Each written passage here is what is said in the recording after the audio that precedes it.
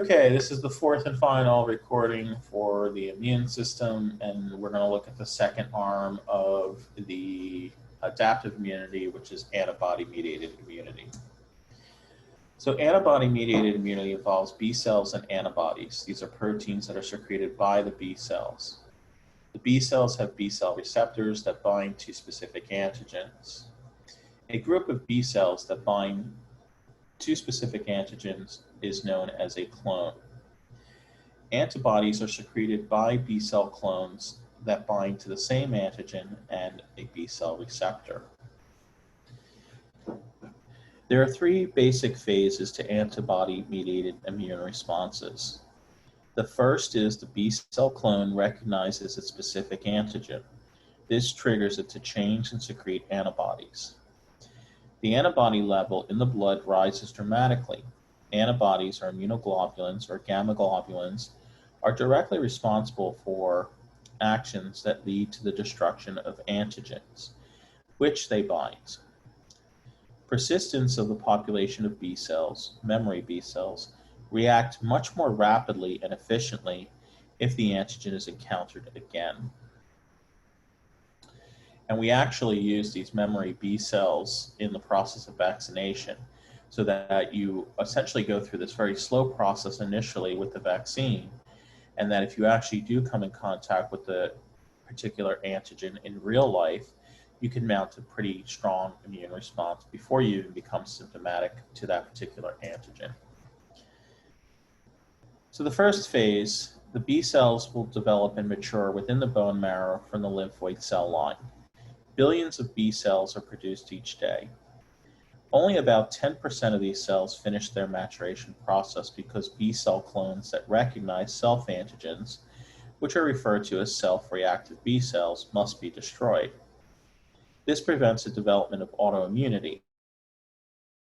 Self-antigens as foreign and produce autoantibodies that will bind to those self-antigens.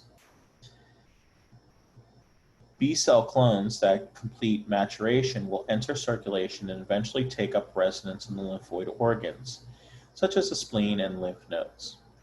When antigens enter the body, they are captured in these lymphoid organs, and B cells that are not exposed to the specific antigens within a few days to a few weeks will die.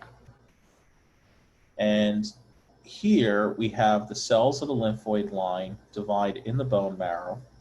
The B cells will mature in the bone marrow, and then the mature naive B cells exit the bone marrow and take up residence in the various types of lymphoid organs, very similar that we saw with the T cells there. The naive B cells that do encounter their antigens become activated by the following process. The B cell clone binds to its antigen and it's activated. Clonal selection is when the antigen binds to the B cell receptor on the surface of a specific B cell clone. Once that process occurs, it is said to be sensitized. The sensitized B cell processes the antigen and presents it on its class II MHC molecule. What then has to happen is the B cell then needs to bind to a helper T cell to become fully activated, presenting that antigen. This will then start a series of events inside the cell that triggers the transcription of antibody genes and multiple other changes that will activate the B cell. Two cells interacting and influencing one another is an example of cell-to-cell communication, core principle. The B cell will divide repeatedly, resulting in cells to differentiate into two types of cells. Plasma cells, these are going to constitute most of the cells that occur from clonal selection. And these cells will mature to become the antibody secreting cells.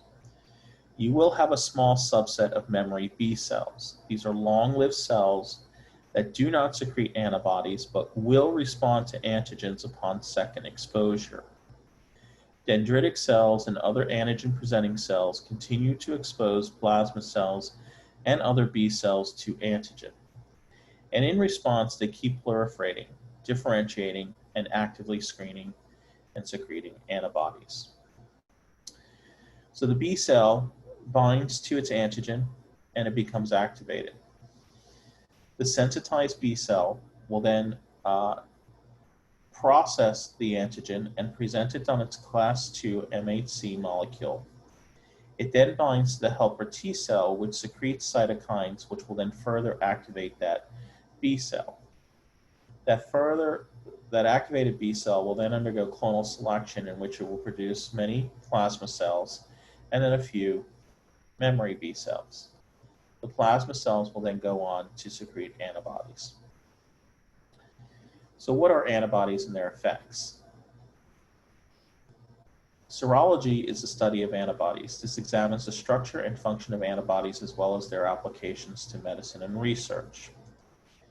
The structural features and classes of antibodies are going to be that the basic structure of an antibody is a Y-shaped molecule formed from 4 polypeptide chains, 2 heavy chains and 2 light chains. Each of the chains has 2 types of regions, a constant region, which is similar amongst all antibodies within that family, and a variable region, which is a unique sequence of amino acids responsible for the antigen recognition and binding of that specific antigen. So it's the variable regions of the antibody family that is going to be unique to each specific antigen. There are 5 basic classes of antibodies. They are grouped according to the structure of their constant regions. And they are IgG, IgA, IgM, IgE, and IgD. And the Ig stands for immunoglobulins. IgG is the most prevalent antibody in the body. It consists of a single subunit, and it's the only antibody that is able to cross from blood of a pregnant woman to her developing fetus through the placenta. There is remarkable variability in antibodies' variable regions. Estimated to be 1 million or more different antibodies in the body means that the immune system is capable of recognizing at least 1 million unique antigens. This is made possible by genetic mechanism found only in lymphocytes, whereby genes that code for antibodies undergo a random recombination event. This produces a huge number of potential genes and antibody products. The B cell clone that starts out producing certain class of antibodies, such as IgM, has the ability to switch production to a different class, such as IgG. This is referred to as class switching, and involves genetic rearrangements to yield different antibody C regions while maintaining the same variable regions. In this way, the antibody can have different effects while binding the same type of antigen. And here's the 5 different families of antibodies, and primarily why each one is different in its own right as far as functionality is concerned. Now, the functions of the secreted antibodies, these are the actions of the antibodies, which are based on their ability to bind antigens, which will lead to multiple effects on the pathogens. The basic effects of the secreted antibodies will include agglutination and precipitation. Antibodies can bind to antigens on more than one cell, create a clump of cells that are cross-linked by their attachment to the antibodies, known as agglutination. Precipitation, on the other hand, is similar to agglutination, but it involves soluble antigens, such as proteins or other biological molecules, instead of the whole cell, such as a toxin or a viral particle. Both agglutination and precipitation decrease the solubility of the antigen-antibody complexes, and it makes it easier for phagocytes to ingest the entire complex.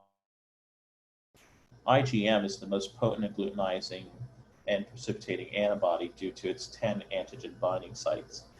And here's IgM. You can see it's a pentamer that actually has 5 antibodies that are attached together, which gives it a potential of 10 binding sites.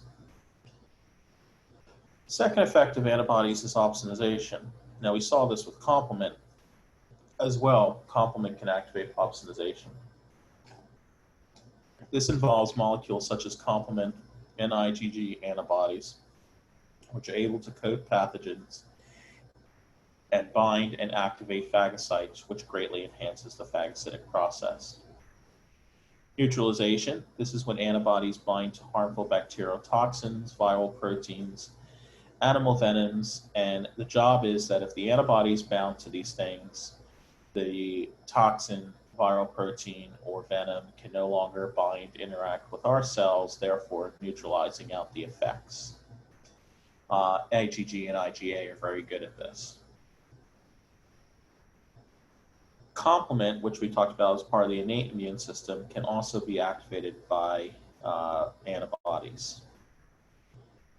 Enhancement of inflammation, which is also part of the innate immune system, can also be activated by antibodies, specifically IgE.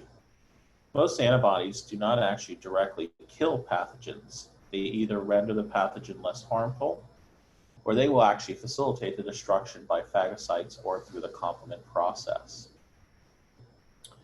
And here you can see the 5 main functions of antibodies, and you should know the main functions of how antibodies can exert their effects.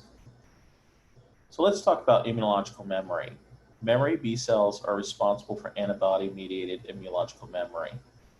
This allows for cells to respond more efficiently when the antigen is encountered a second time.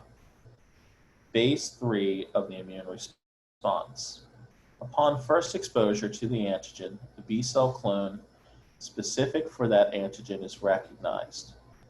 It will proliferate and then differentiate into plasma and memory cells. And this plasma cells will then begin to secrete antibodies. This is referred to as your primary immune response. By going through the primary immune response, your peak antibody production will not occur until at least 2 to possibly 3 weeks after you have been exposed to the antigen. And during this phase, you can actually feel sick or get sick, feel symptomatic.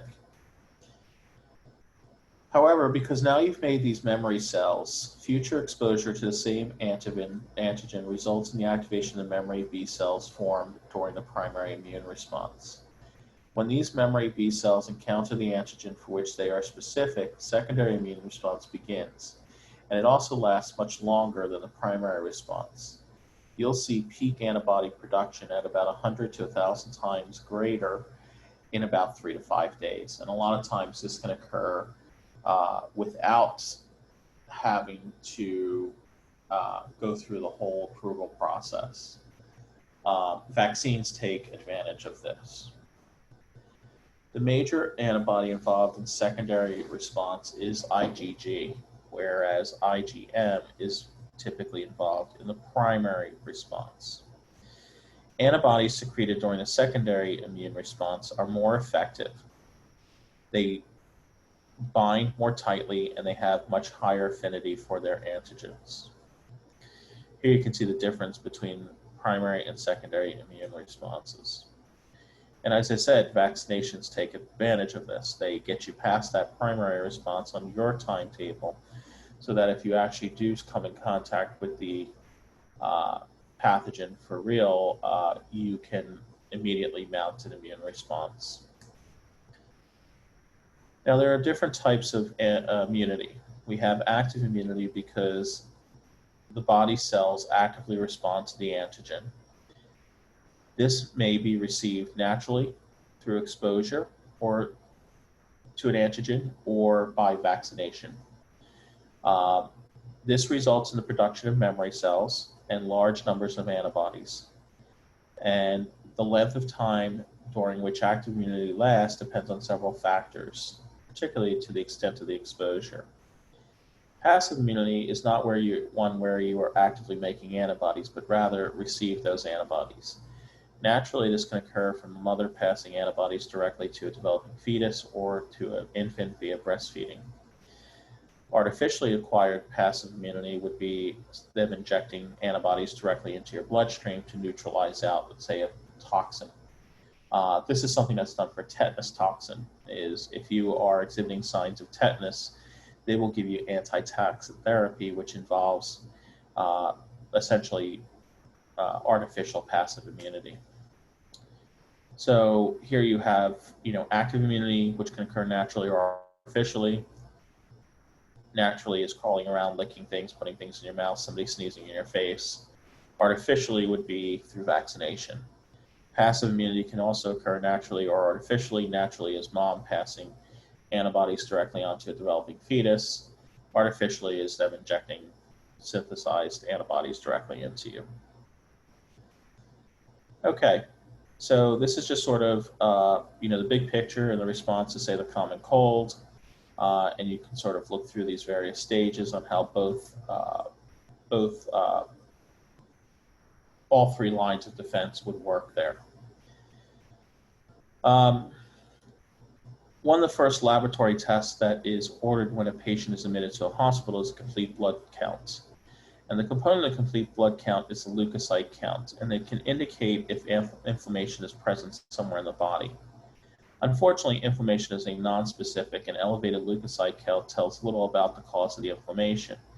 For this reason, differential, which means relative prevalence of the different types of leukocytes in the blood, is ordered along with the complete blood count. The differentials can give a great deal of information. If the infection is caused by bacteria, for example, neutrophils tend to be selectively elevated because of their extensive role in eradicating bacteria. Viral pathogens tend to induce primarily lymphocyte-dominant response. So the numbers of the lymphocytes in the blood would likely be elevated with viral infection. Finally, inflammation due to parasitic or allergies is caused by elevated eosinophils in the blood. And that is it for the immune chapters. Have a good one, guys.